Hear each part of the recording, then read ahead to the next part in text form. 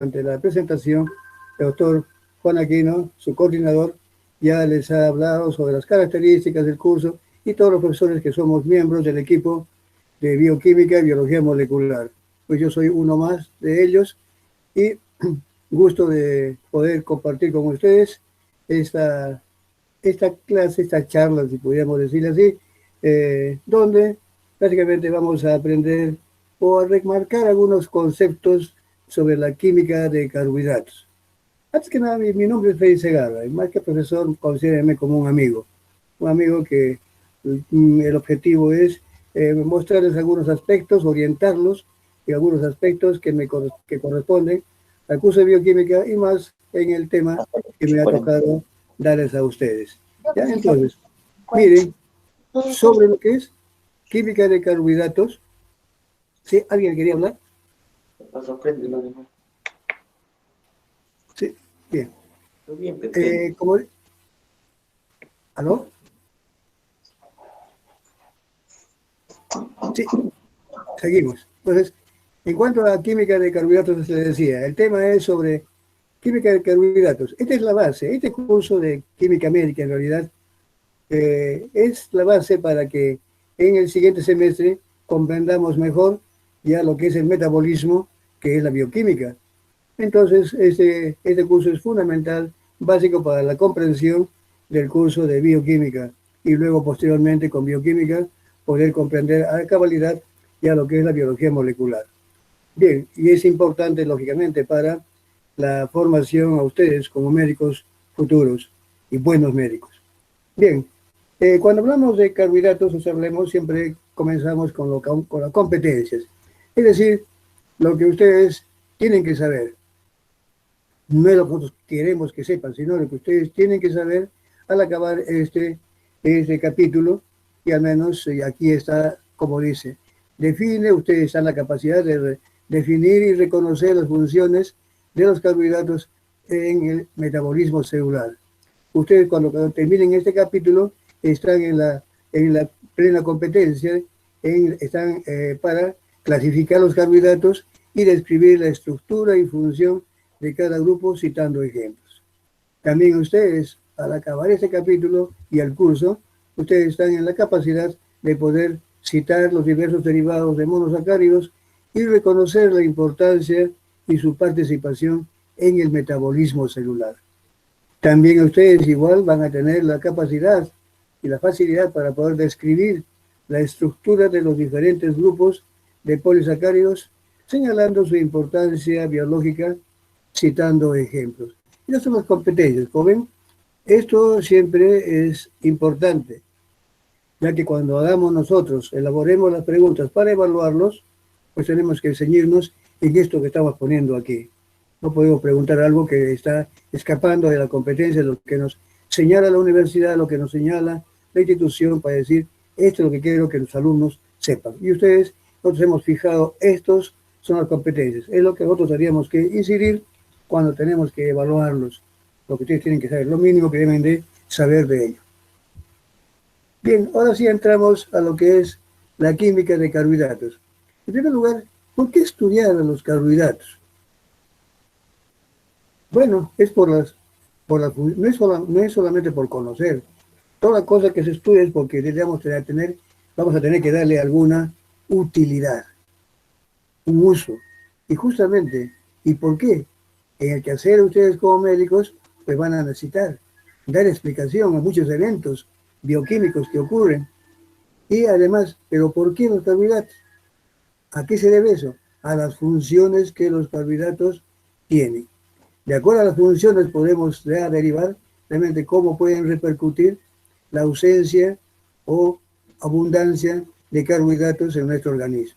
Entonces, es por las funciones que estos cumplen en la biología celular que hacen importantes estudiarlos, más aún para un curso como estos que son el curso para una carrera como es la de medicina.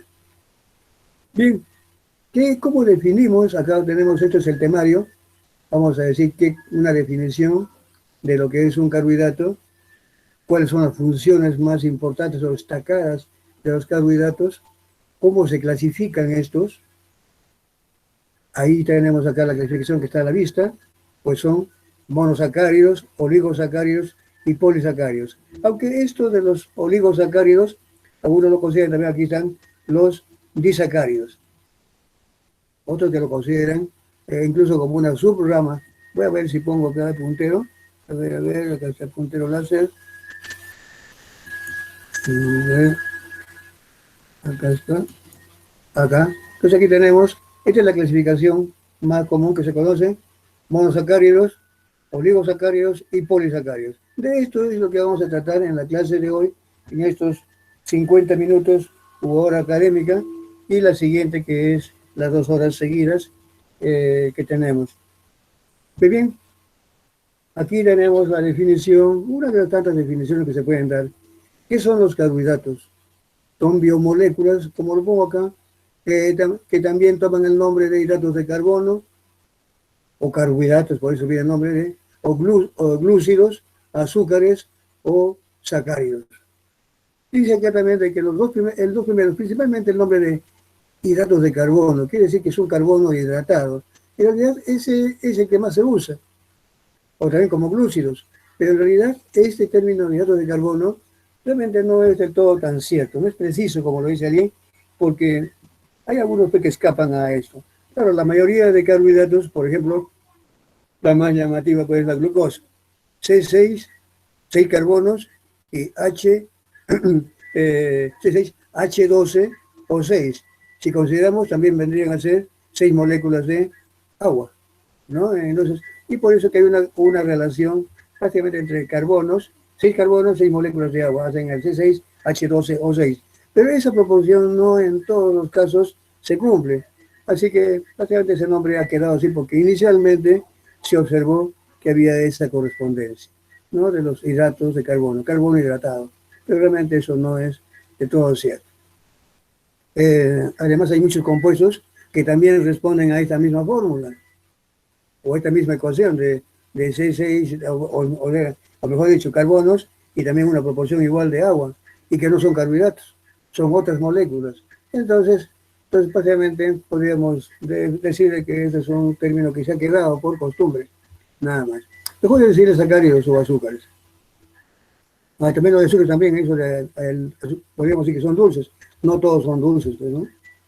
Entonces hay una serie de observaciones ahí, pero lo cierto es que los carbohidratos son considerados como biomoléculas que toman el nombre diferente, carbohidratos generalmente, o glúcidos, o azúcares, o sacáridos. Y ¿qué más acá? Bueno, están formados principalmente por 3 elementos fundamentales: carbono, hidrógeno y oxígeno. Este último oxígeno está en cantidades mucho más pequeñas, como lo vamos a ver ahorita.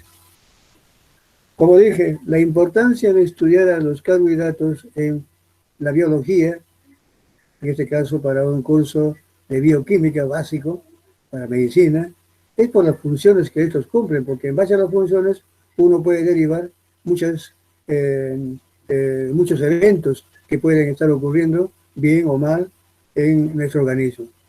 La función energética es lo que más destaca. Aquí tenemos las más destacadas. Función energética. Se refiere al hecho de que los carbohidratos o hidratos de carbono o glúcidos, entre ellos la más representativa, la glucosa, se puede degradar, y eso lo vamos a ver en bioquímica.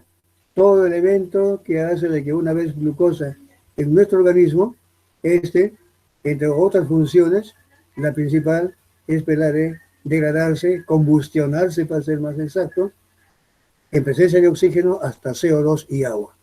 Al hacer esto se está liberando una gran cantidad de energía. Energía que como energía libre puede realizar trabajo biológico, a partir de la energía almacenada como ATP. La glucosa se degrada y esa energía queda almacenada como ATP. Y el ATP, la enosina trifosfato, es un nucleótido. Tiene, entre otras funciones, una muy destacada, que es la de servir como moneda energética. Es con que paga la célula para que se realice el trabajo biológico. Pues realmente entonces, y eso deriva de la glucosa, que es un carbohidrato. A eso se refiere a la función energética. Que los carbohidratos, en este caso glucosa, en nuestro organismo, se degrada hasta CO2 y agua, produciendo ATP. Y ATP es la moneda energética, hablemosles así, con que la célula paga para que se le realice todo el trabajo biológico. ¿Qué caracteriza a todo ser vivo? Animales, vegetales, superiores, inferiores, todo es, la vida es realmente un conjunto de trabajo biológico. Vamos a ver después hablar, ya en otro capítulo más adelante, a qué se refiere eso de trabajo biológico. Estructural. Los carbohidratos pueden estar formando parte de estructuras. Membranas. Claro, me dirán ustedes, pero si las membranas celulares son bicapas lipídicas.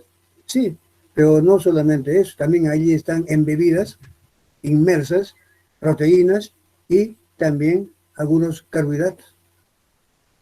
También podemos estar hablando de que también nos referimos a la función estructural, de que también se encuentran formando parte de ácidos nucleicos. Cuando hablamos de un ácido nucleico, un nucleótido, estamos hablando de que está conformada de una base nitrogenada, por ejemplo, una pentosa, ya estamos hablando de un carbohidrato, y de fosfato. Esos son los nucleótidos que forman parte de los ácidos nucleicos. Entonces a eso se refiere también, que cuando hablamos de función estructural, nos referimos a que algunos carbohidratos están formando parte de las estructuras de membranas celulares.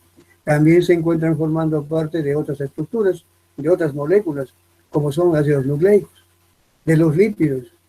Las propias proteínas también están allí, en ellas también están presentes.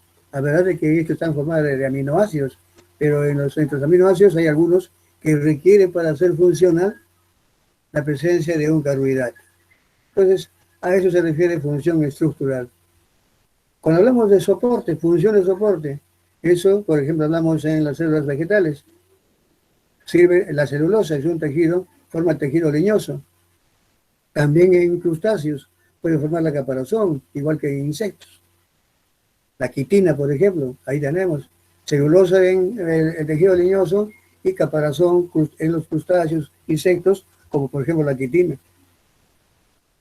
En reserva, también los carbohidratos pueden cumplir una función de reserva. Cuando hay mucho, la presencia o acúmulo de esos compuestos se pueden guardar y se almacenan bajo la forma de polisacáridos, que son una forma, también son carbohidratos, pero en este caso ya de función de reserva.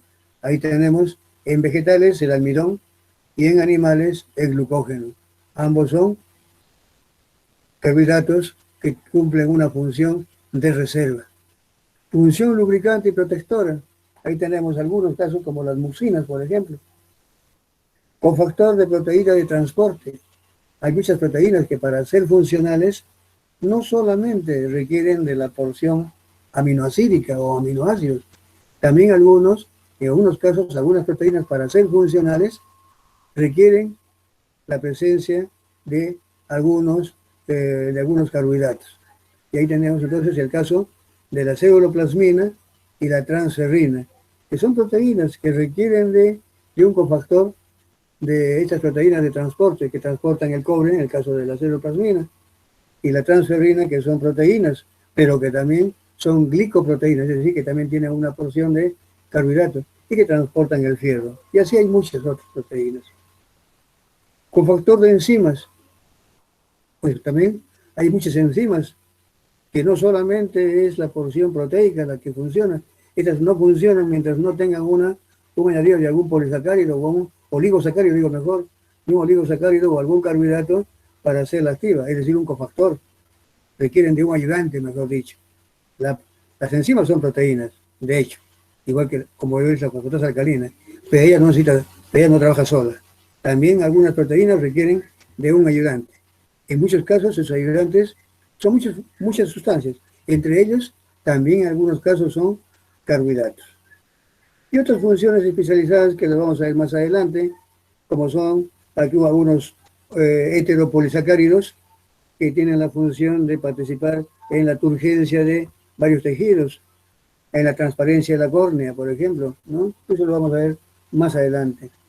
Bien, eso en cuanto a las funciones, como ven ustedes, todo esto está íntimamente ligado a la biología celular y por lo tanto son importantes para el estudio, en este caso para la bioquímica, una buena comprensión de la bioquímica y precisamente una buena formación como a ustedes como médicos. Vamos a hablar ahora, empecemos por los monosacáridos. Pero bueno, primero cómo se clasifican, como habíamos dicho en un comienzo. ¿Cómo se clasifican los carbohidratos? Pues ya habíamos mencionado en monosacáridos, oligosacáridos y polisacáridos. Hay, sin embargo, aquí hay uno que se puede mencionar disacáridos y oligosacáridos. Otros que lo mencionan que los disacáridos están dentro del grupo de los oligosacáridos. Bueno, no vamos a discutir por eso. Simplemente, digámosles que esa es una forma de clasificar a los carbohidratos. En monosacáridos, oligosacáridos y polisacáridos. Algunos lo ponen por separado a los disacáridos, ya que estos son los que muchos destacan, ¿no? Bien, aquí como vemos, ¿qué son los monosacáridos? Las unidades más simples de los carbohidratos. Los disacáridos, ¿qué son? Bueno, aquellos que están conformados pues, de dos azúcares y son los más abundantes. Dentro de los oligosacáridos, los disacáridos, con justa razón se le ha puesto un poco afuera, aparte, ya son los pacientes los más conocidos. ¿Quién no? Por ejemplo, cuando hablamos de la sacarosa, nuestro azúcar de mesa, la lactosa, azúcar de leche, la maltosa, la celobiosa, todos estos son disacáridos. Cuando hablamos de disacáridos, pues realmente prácticamente son los más comunes dentro de los oligosacáridos. Y los oligosacáridos propiamente ya se les considera aquellos que están formados entonces de 3 hasta 9 moléculas de monosacáridos. Más allá ya se considera como polisacáridos, aquellos que contienen de 10 a más unidades de monosacáridos. Y ahí tenemos pues ya a los almidones en las plantas, el glucógeno en animales, la amilosa, la amilopectina, la celulosa, la quitina, y así vamos a ver una serie de polisacáridos que más que todo algunos, muchos de ellos cumplen función. Aquí estos son función de almacenaje y otras son funciones ya de sostén o bien estructurales prácticamente. Vamos a empezar ahora entonces por los monosacáridos. Los monosacáridos es el tema que vamos a procurar avanzar hoy día. Los monosacáridos, como lo pongo aquí también claramente, dice, son los monosacáridos son los carbohidratos más simples, ya que están formados por una sola molécula. Son polialcoholes que pueden tener una función aldehídica o cetónica. De allí que se pueden clasificar como aldosas y cetosas. Entonces, dependiendo cuál sea el grupo funcional característico de estos polialcoholes, muy sencillos, muy simples, dependiendo si tienen una función aldehídica, pues son aldosas. Y si tienen una función ceto o cetónica, son las cetosas, aldosas y cetosas. Dentro de esas también se pueden clasificar a los monosacáridos dependiendo del número de carbonos que estos tengan. Si tienen 3, 4, 5, 6 o 7. Triosas, tetrosas, pentosas, hexosas y heftosas, respectivamente. Claro, dentro de esas también pueden haber aldotriosas y cetotriosas, aldotetrosas, cetotetrosas, aldopentosas, cetopentosas, y así, es decir, las dos clases, aldehídicas o cetónicas, en esas unidades que pueden ser de 3 hasta 7 unidades de carbohidrato. Aquí tenemos los monosacáridos entonces. La más común, les pongo aquí, la tenemos para explicar, pues tenemos aquí a la glucosa y a la fructosa. En rojo estoy mostrándoles la función aldehídica, por tanto sería una, cuando hablamos de la glucosa sería una aldosa, ¿cierto? Y si tenemos acá dice 1, 2, 3, 4, 5, 6, pues teníamos una aldohexosa. Una aldohexosa vendría a ser entonces la glucosa. Mientras que la fructosa tiene una función ceto y tiene 6 carbonos, sería una exosa, ¿cierto? Aquí tenemos entonces, de esa forma, entonces aquí tenemos aldosas y cetosas, dos, y son los más comunes que se conocen, glucosa y fructosa. Son los representativos, no los únicos, lógicamente. Ahora, aquí también tenemos que ver, cuando hablamos de las familias configuracionales D y L, ¿a qué se refiere esto de las familias configuracionales D y L? Aquí yo estoy viendo que esta es la L de glucosa. Primero hablemos de la D-glucosa y D-fructosa, así, pero D mayúscula. D-glucosa, D. ¿De dónde viene esto de D y de L? Acá yo veo este. Cuando hablamos de D, es de que este grupito se ve del el grupo alcohólico no primario, sino secundario, más alejado del grupo funcional. Si es el grupo funcional, el grupo OH más alejado vendría a ser del carbono simétrico, más alejado es este. El carbono simétrico más alejado del grupo funcional viene a ser este. El grupo OH, si está orientado hacia ese lado, es de la familia configuracional D. Igual aquí también D. Si este estuviera para este lado, vendría a ser L. Simplemente a eso se refiere. El grupo OH del carbono simétrico más alejado del grupo funcional y ver ese grupo OH, dónde está orientado, a la izquierda o a la derecha. Y ahí viene el nombre de D y L. Por si acaso, son familias configuracionales. Este D y H no debemos de confundir con lo que a veces hablamos de dextro rotatorio, levo rotatorio. El dextro rotatorio no se simboliza por D, sino por un signo más. Y un levo rotatorio no significa por una L, sino por un signo menos. Por lo tanto, D y L no se está refiriendo al poder de rotación de estos, o de rotación de estos carbohidratos. Simplemente se refiere a la familia configuracional. A veces hay un poquito de equívoco allí. Bien, el gliceraldehído, aquí tenemos los más sencillos de los carbohidratos, las triosas. No hay de dos, lógicamente. El más sencillo es a partir de 3 a 7. El más sencillo de las aldoses es el gliceraldehído. Y el más sencillo de las cetosas es la dihidroxi, que tenemos 1 o 2 hidroxis, dihidroxi, grupo ceto, acetona, la dihidroxiacetona, y este es el glicerol, porque hasta aquí sería glicerol, pero este está ya en lugar de ser CH, aldehído, es un grupo aldehídico, entonces gliceroaldehído. Si fuera otro CH2OH sería glicerol. Pero aquí está gliceroaldehído. Gliceroaldehído y la dihidroxiacetona. Dos representantes de cada grupo. De las hexosas, de las cetosas y de las aldosas. ¿Qué tenemos entonces? Estos son los puntos de inicio. A partir de eso podemos ver cómo se pueden ir generando los siguientes compuestos. Si aquí debajo de este carbono simétrico, es un carbono simétrico, lo que está en verde, ¿cierto? Es decir, aquel carbono que tiene repartido sus valencias a diferentes grupos atómicos. Un aldehído, un OH, un hidrógeno y este grupo aquí, diferente. Aquí todavía no hay grupo, no hay carbono simétrico.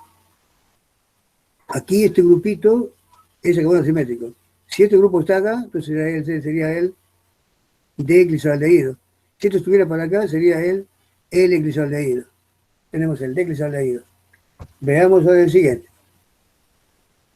Acá está. Este, como dije, el D para acá y el L para este lado. Todo es a partir del carbono simétrico. Aquí tenemos ya lo siguiente. Las formas D y L. Aquí tenemos todo, estos son el D.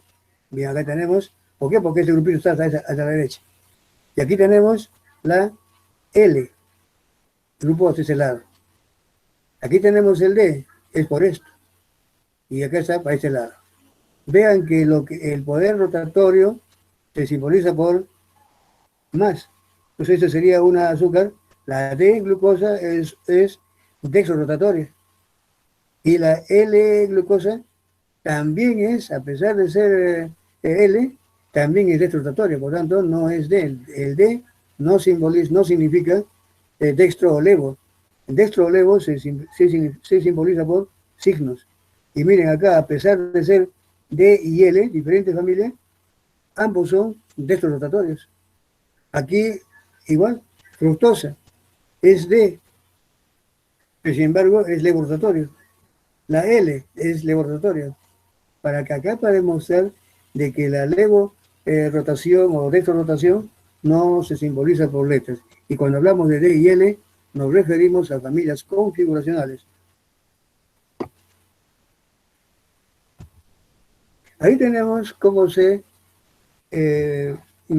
pueden diversificar los diferentes carbohidratos. Ustedes ya estarán mirando y dicen, uy, ahora sí que nos mató el profesor. Tanto nombre nos vamos a acordar. Olvídense de eso, ¿no? No, yo no soy de los que pregunto las cosas minuciosas. ¿Y qué razón tendría de que ustedes se prendan esto de memoria? Ninguno.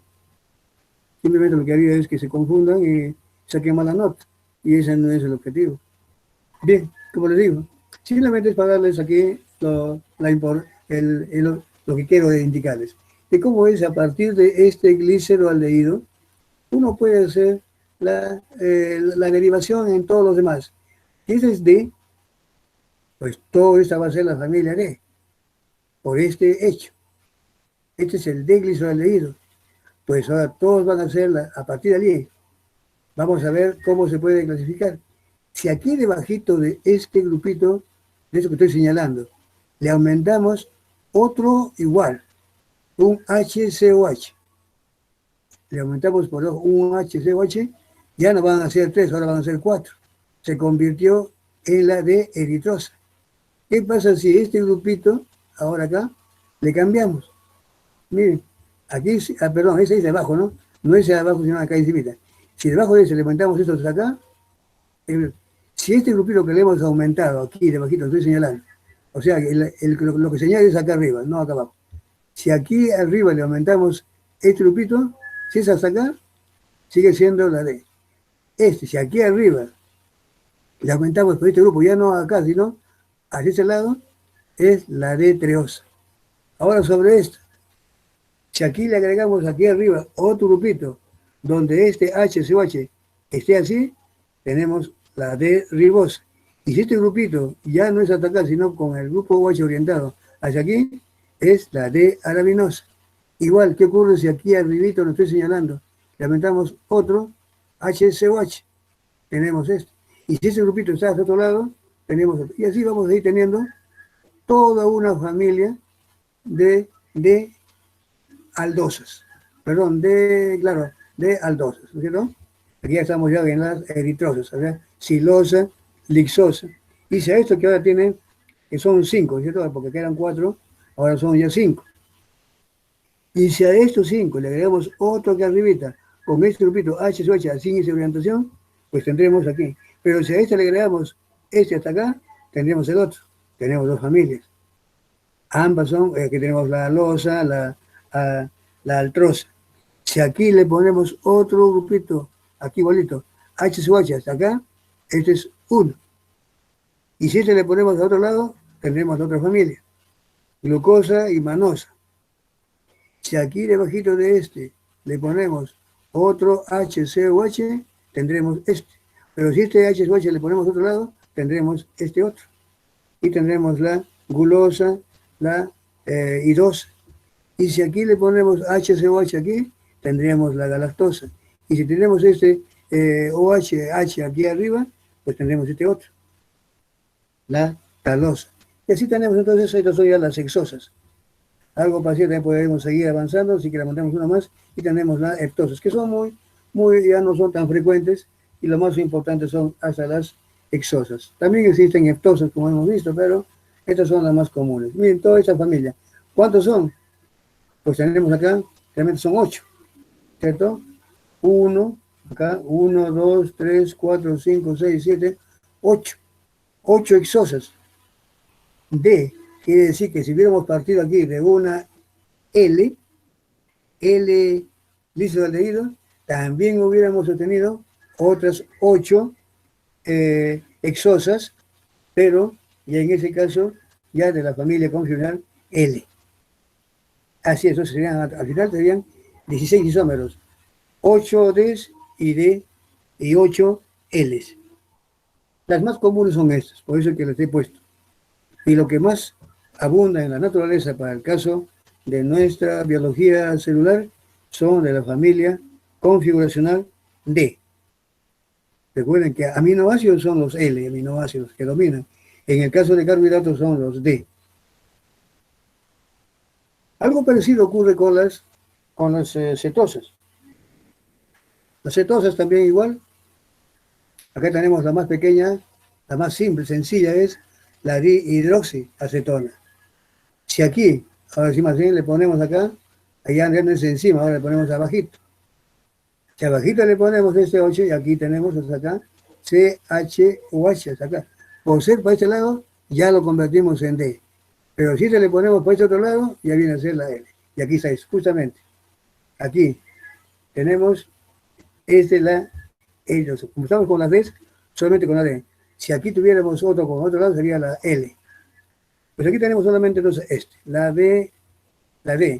Si aquí de encimita de ahora ponemos encima de este grupo carbono simétrico, aumentamos otro, HCOH, tenemos esta compuesta que se llama la D-ribulosa.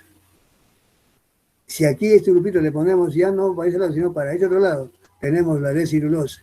Si aquí ahora aumentamos aquí arriba otro HCOH, tendríamos HCOH, la psicosa. Y si este grupito le ponemos ya no aquí, sino para otro lado, tendríamos este compuesto.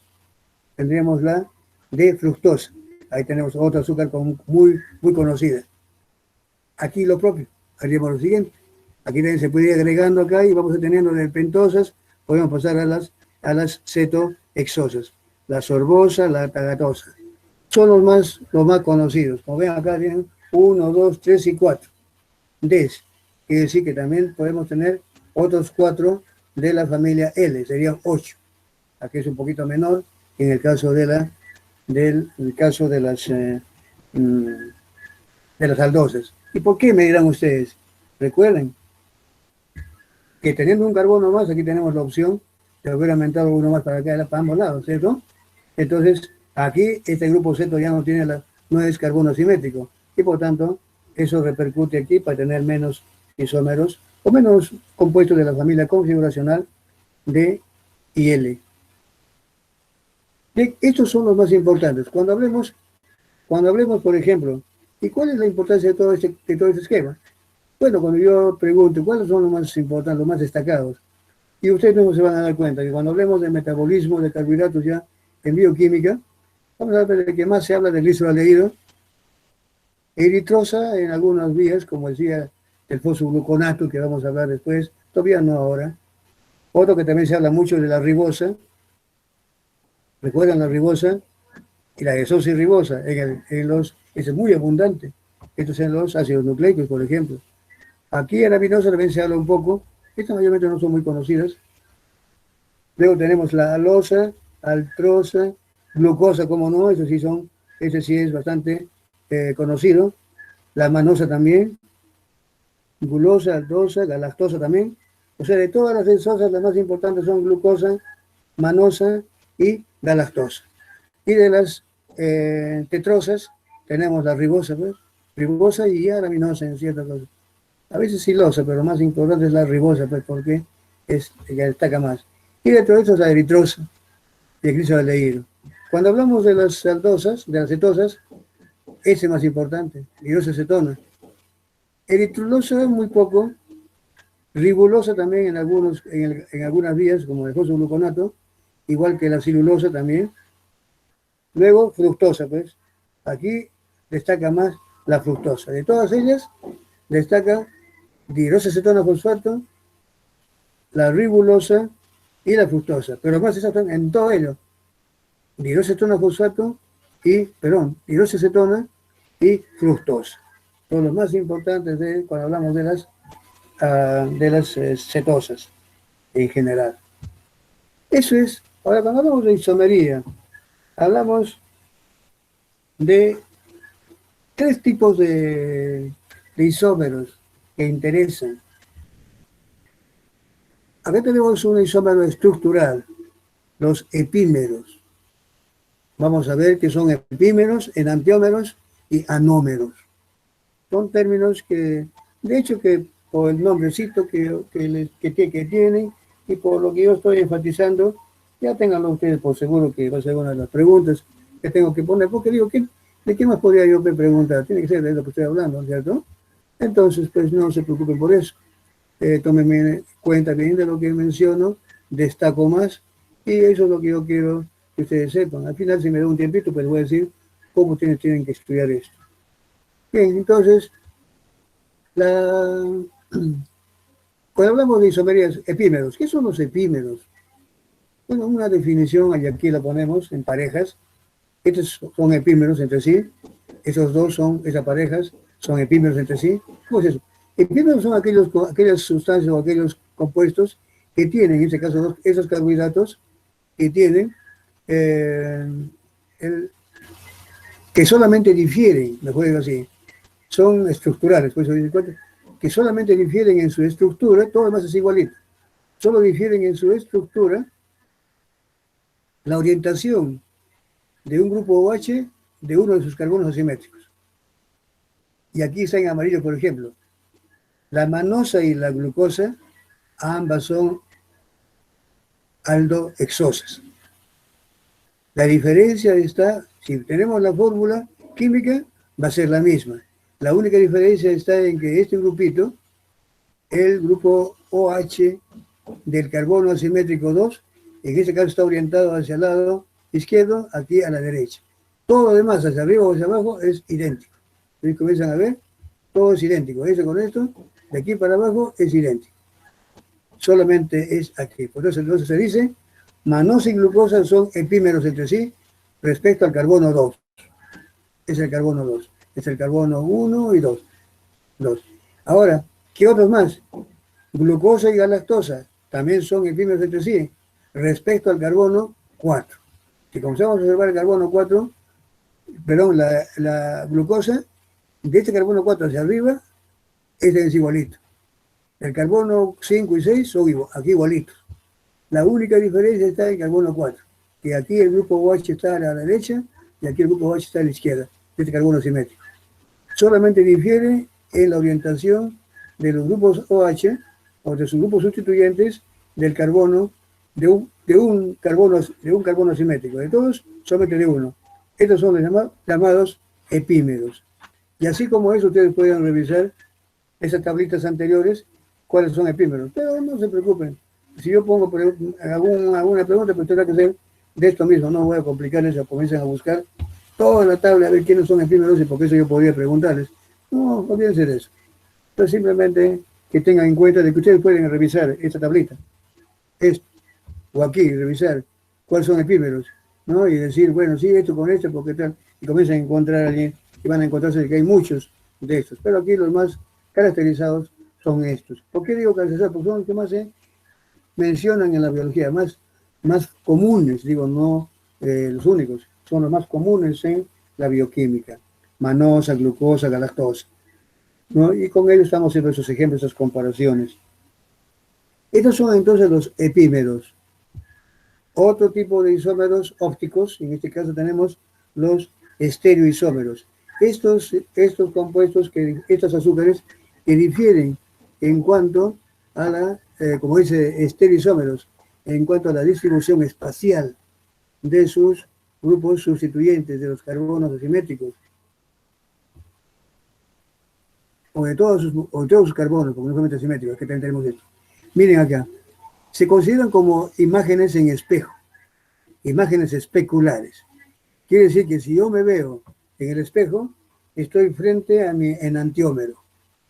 Si yo pongo mis dos manos, palma con palma, frente a frente, uno es el epímero del otro. Mi mano derecha es un enantiómero de mi mano izquierda.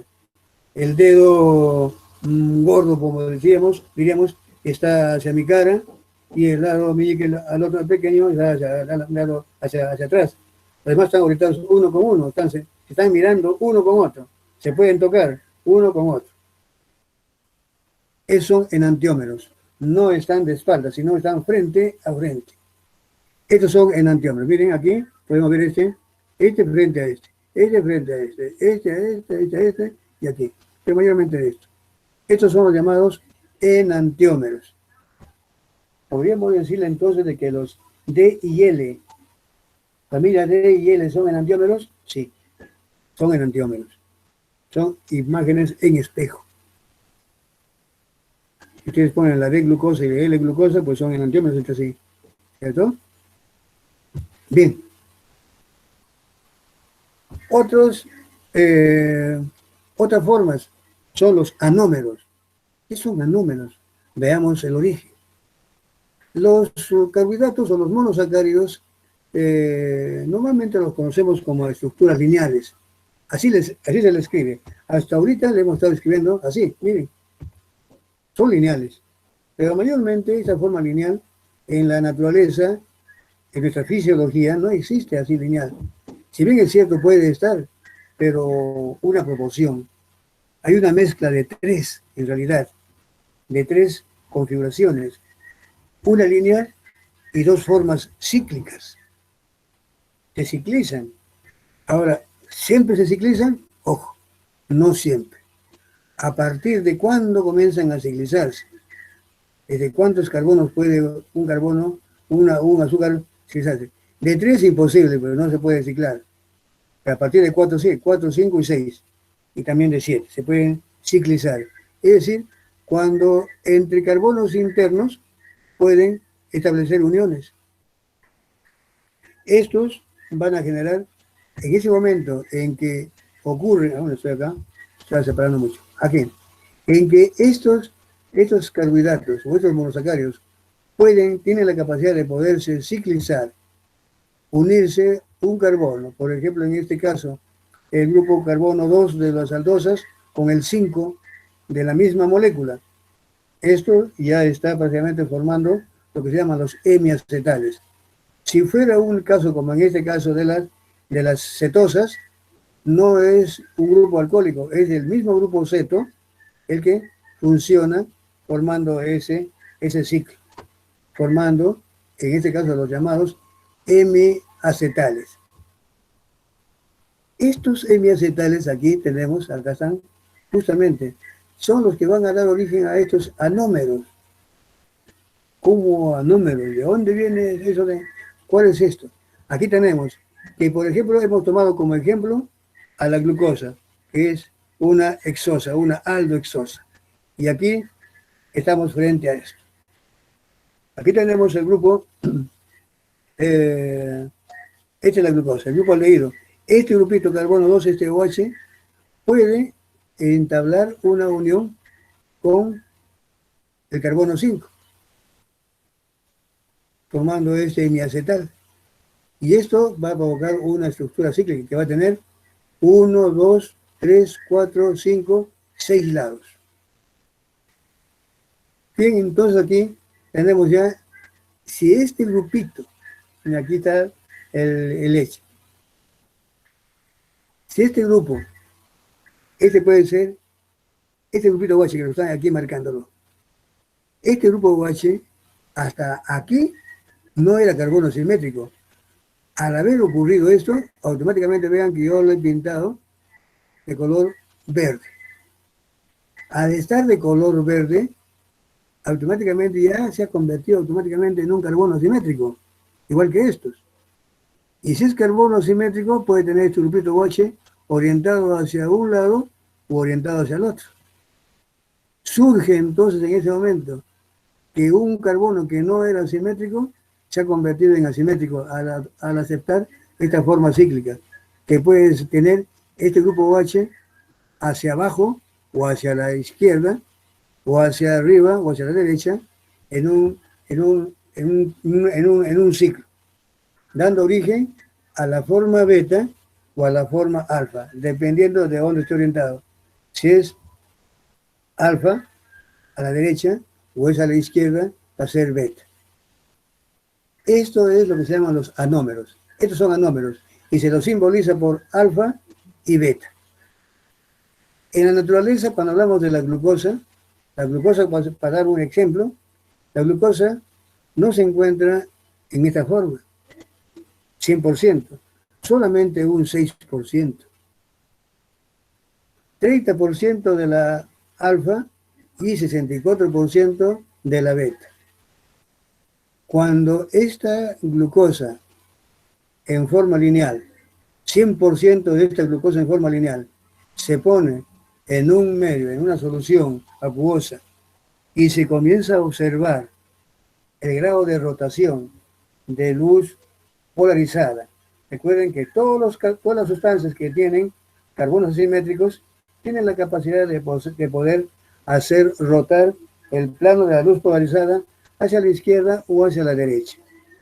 Pues bien, ese poder de rotación del plano de la luz polarizada a la izquierda o a la derecha puede ir variando. Acá tenía un valor y cuando se pone en solución, inmediatamente ese grado de rotación que tenía esta comienza a moverse en el sistema o en el registrador, en ese polarímetro, comienza a observarse que esa comienza a moverse hasta quedarse estable en un momento. Ese movimiento, ese desplazamiento de las lecturas del polarizador está indicando que está ocurriendo lo que se llama el fenómeno de la mutorrotación.